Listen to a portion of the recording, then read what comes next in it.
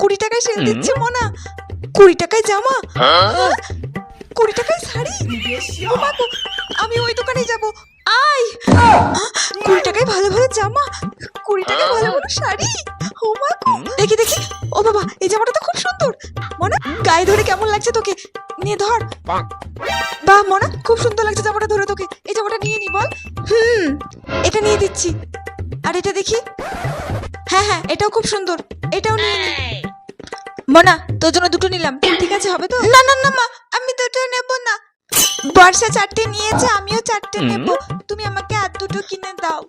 দুটোই নিয়ে দিই? না না না, আর দুটো কিনে। আচ্ছা ঠিক আছে, আর দুটো কিনে দিচ্ছি।